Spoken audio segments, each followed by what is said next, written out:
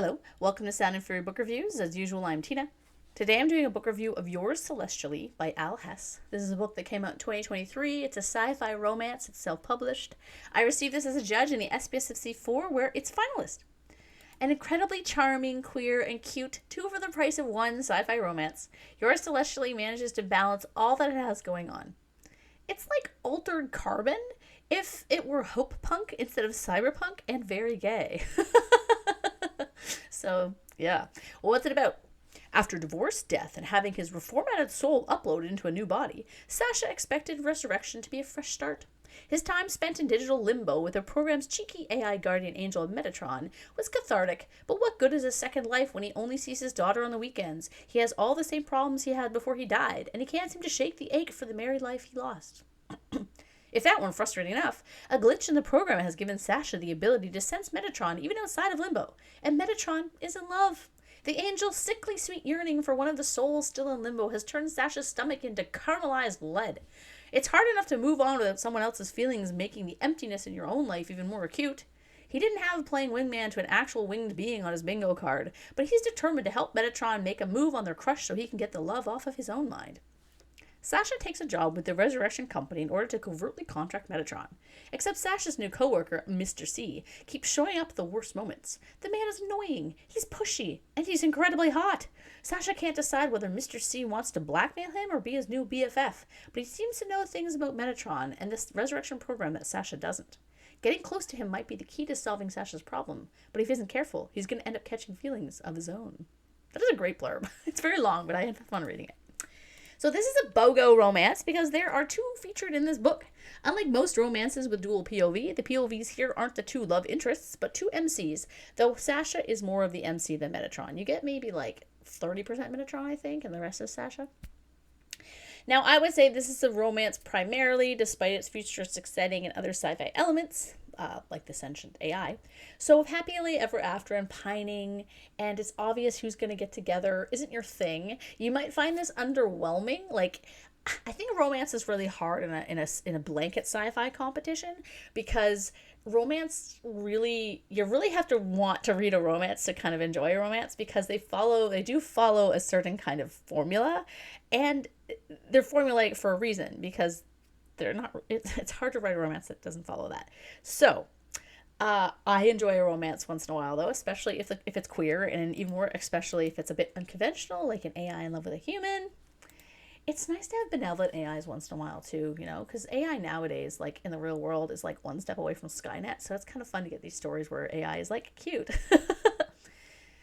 Now, in order to really enjoy a romance, I would argue you need to like the characters, and I thought Sasha and his friends were just great. Sasha himself was likable, a flawed but good-intentioned man attempting to heal after trauma, but who also had an exterior issue that drives the plot. The fact that he could feel Metatron's emotions and it was literally like making him like have acid reflux and like throw up and stuff. I'm like, oh god.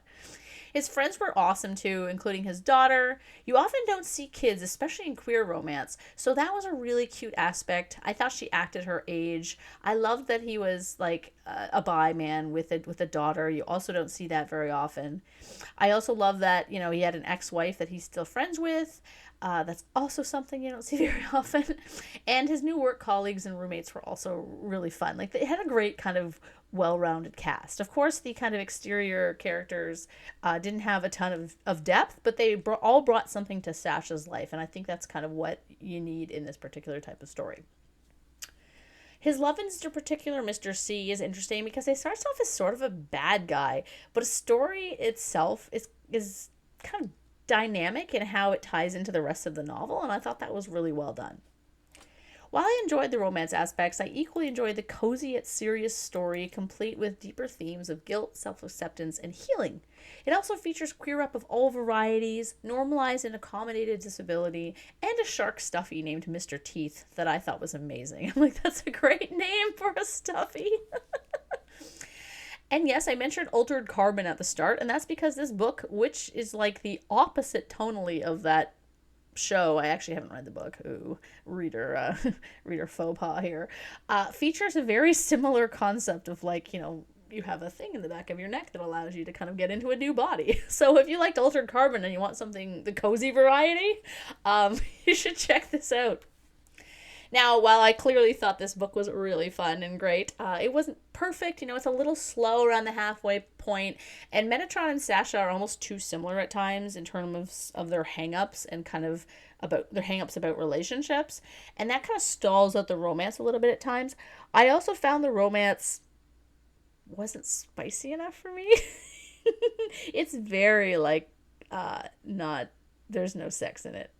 There's like some smooches, but yeah, there's nothing. There's this very closed door. That's fine. I understand that, but I was kind of like, I could have had a bit more spice, just a bit. I don't need a full on description, but yeah. Anyway, also, while I liked the world building, I kind of wanted a bit more of it to really flesh it out. But overall, a really worthy finalist. It's quite niche, so not sure if it will win. Again, not sure if the winners have been announced at this point. But I really enjoyed it. I thought it was really fun, and it was a great. It's probably going to be one of my. Have you read any other romances this year that I really liked?